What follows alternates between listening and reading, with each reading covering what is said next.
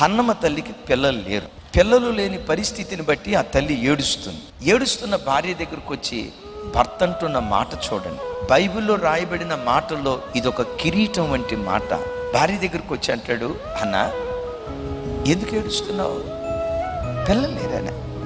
ఎప్పుడైనా నీకు పిల్లలు లేరని కానీ, నువ్వు గుడ్రాలువని కానీ, నీకు పిల్లలు పుట్టలేదని కానీ ఎప్పుడైనా ఒక మాట నాన్న గుండెల మీద పెట్టుకొని భార్యతో ఒక మాట అంటాడు, అయినా కుమారులు లేరని ఏడుస్తున్నావు, 10 మంది కుమారుల కంటే నేను నీకు శ్రేష్టమైన వాడిని కానా అంటాడు. భర్త తన భార్యతో ఎవరితో పోల్చుకొని మాట్లాడుతున్నాడు? నేను నీకు 10 మంది కుమారులకు సమానం. అంటే నేను అంటానండి, భార్యతో ఉన్న బంధాన్ని కుమారుడితో ఉన్న బంధానితో పోల్చుకోగలడా?